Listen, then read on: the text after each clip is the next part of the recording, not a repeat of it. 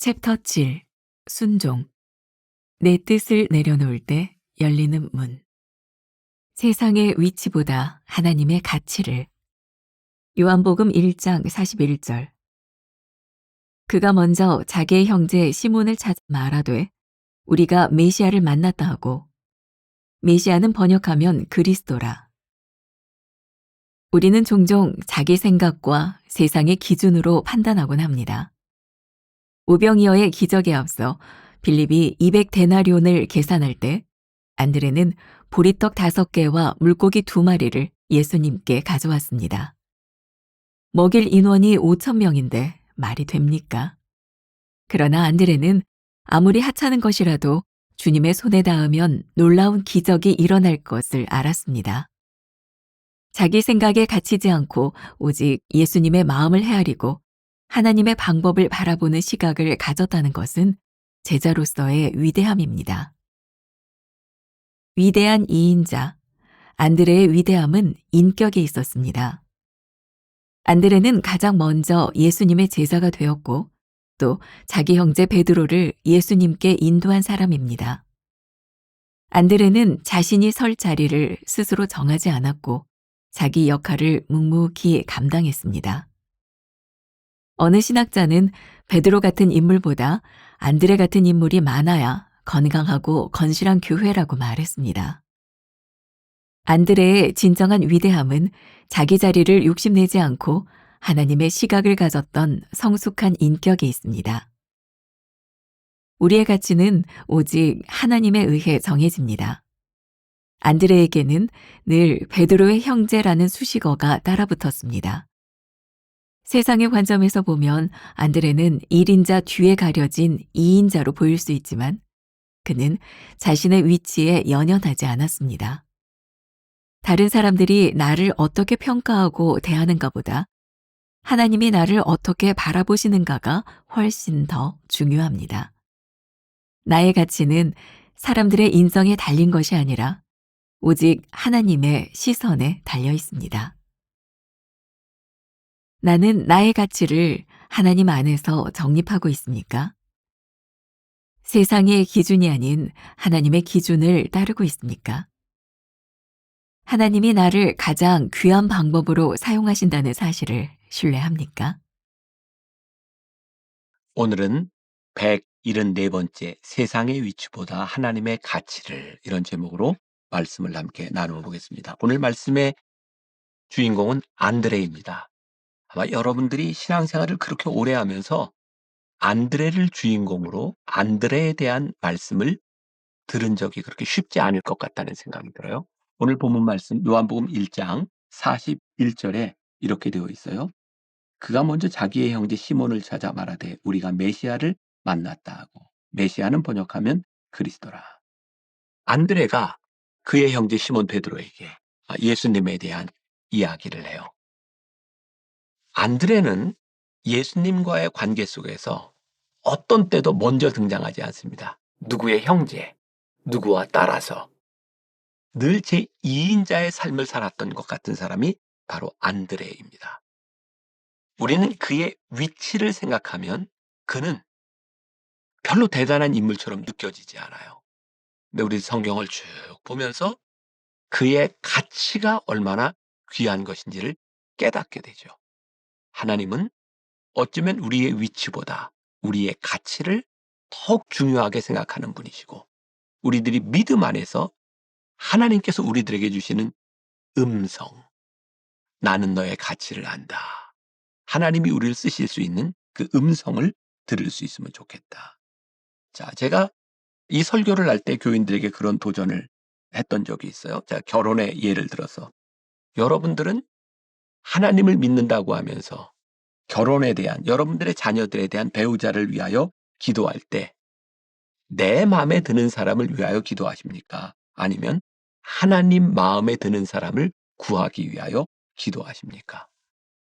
결혼을 앞둔 배우자들이 배우자를 위하여 기도할 때 내 마음에 드는 사람만을 찾습니까? 아니면 하나님 마음에 드는 사람을 우리의 배우자로 찾습니까? 우리 인생에 많은 실패들이 여기에서부터 찾아온다는 생각이 들어요. 우리들이 하나님의 음성을 듣지 아니하고 내 마음에 드는 것들, 내 안에 원하는 것들, 그런 것들을 찾을 때 하나님의 가치가 아니라 세상적 위치를 생각할 때 우리들이 많은 아픔과 실패를 경험하게 되는 것은 아닐까. 오늘 안드레를 통하여 세상의 위치보다 하나님의 가치를 생각하는 것이 얼마나 중요한가를 깨닫는 그런 시간이 되었으면 좋겠다. 여러분들 책 첫 번째 문단에 우리는 종종 자기 생각과 세상의 기준으로 판단하곤 합니다.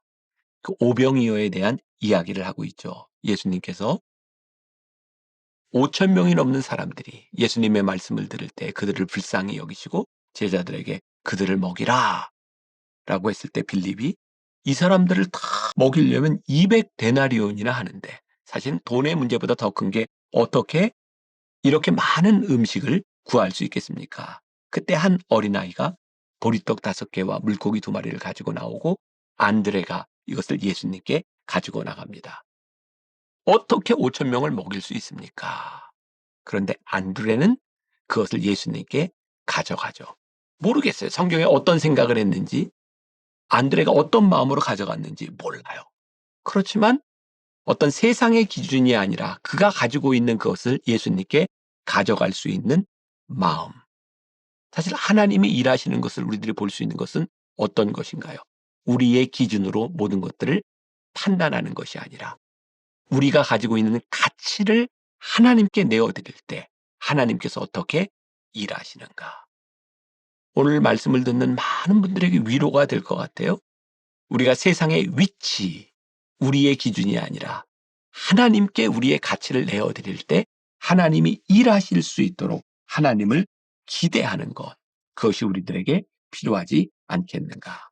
두 번째 문단에 위대한 이인자 안드레의 위대함은 인격에 있습니다. 한번 여러분들 시간이 된다면 요한복음 12장을 한번 보세요. 거기에 나사로를 살리신 이야기도 있고 그 다음에 아주 유명한 말씀이 나와요. 한 알의 밀알이 땅에 떨어져 죽지 아니하면 요 이야기가 나오는 그 부분이 있어요. 이 이야기가 어떻게 나오는가.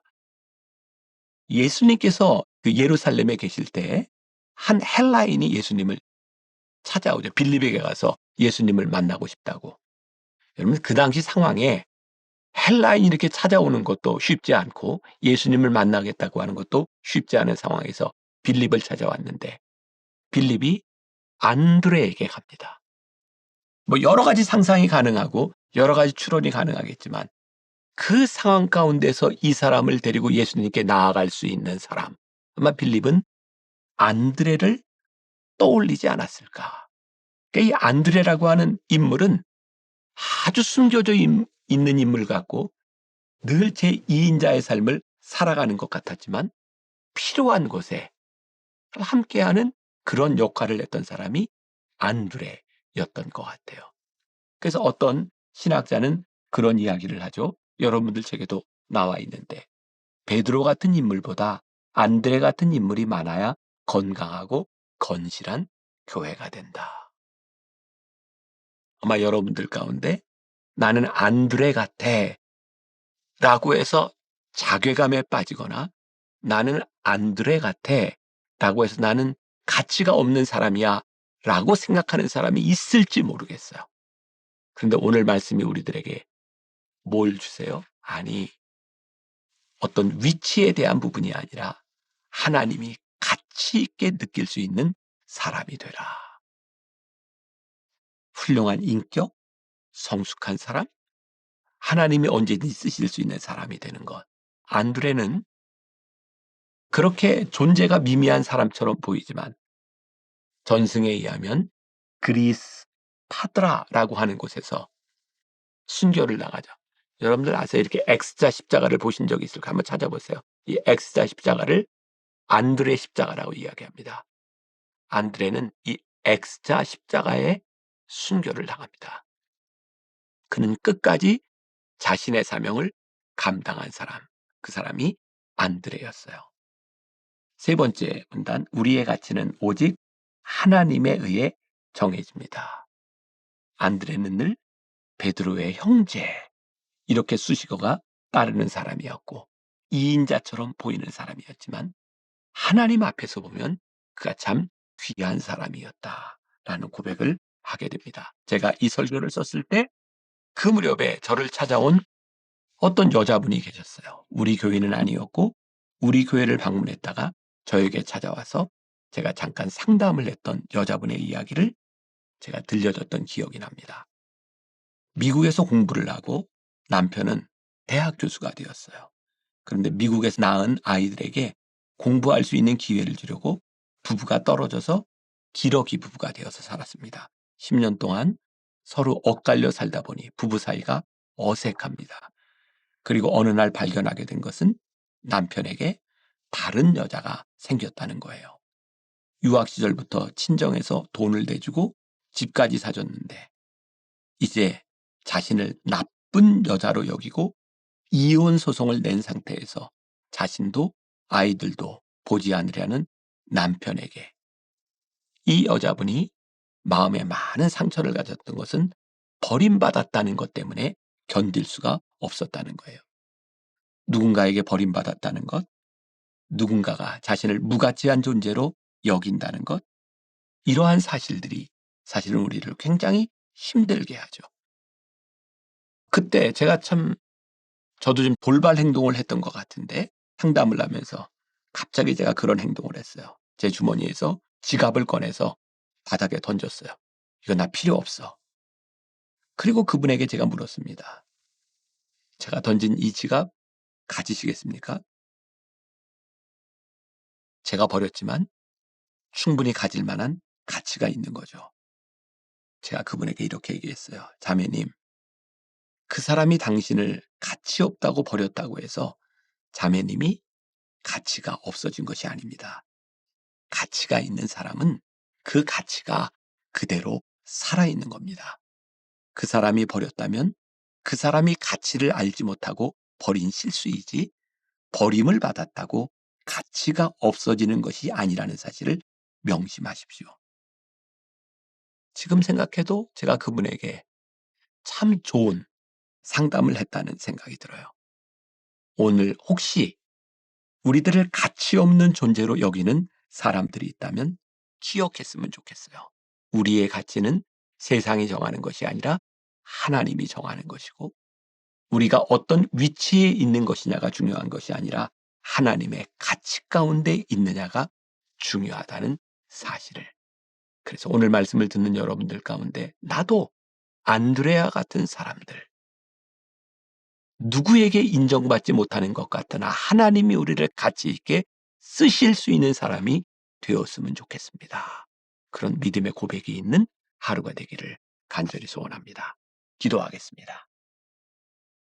하나님, 때때로 우리들 스스로가 무가치하게 느껴질 때 참 힘이 듭니다. 생각해보니 하나님 앞에서가 아니라 세상 앞에서 우리를 생각할 때가 참 많았던 것 같습니다. 오늘 하나님 앞에서 우리의 가치를 발견하고 하나님의 음성을 듣고 하나님의 인도하심을 경험하는 하루가 되게 하여 주옵소서. 예수님의 이름으로 기도했습니다. 아멘.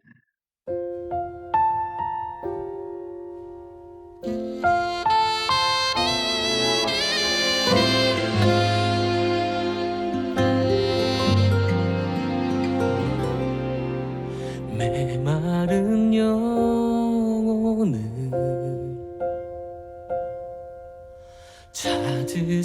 찾으시는 음성,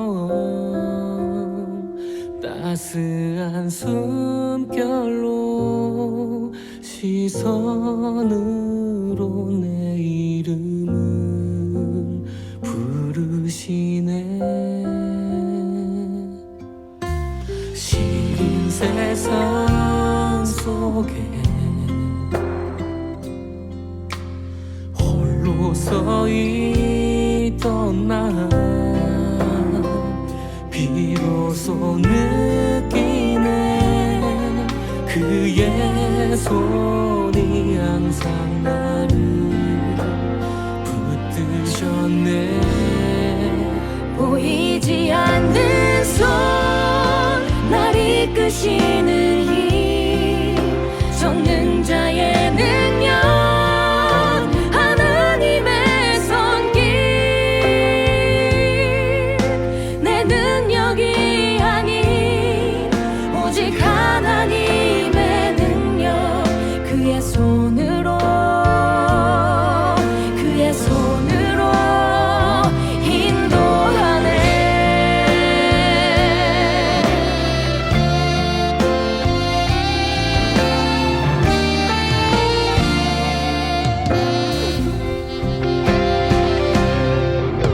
시린 세상 속에 홀로 서 있던 나 비로소 느끼네 그의 손이 항상 나를 붙드셨네.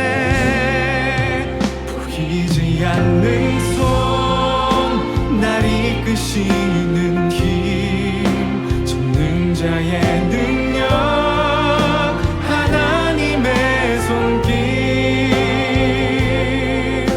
내 능력이 아닌 오직 하나님의 능력 그의 손으로 보이지 않는 손 날 이끄시는 힘 전능자의 능력 하나님의 손길 내 능력이 아닌 오직 하나님의 능력 그의 손으로 그의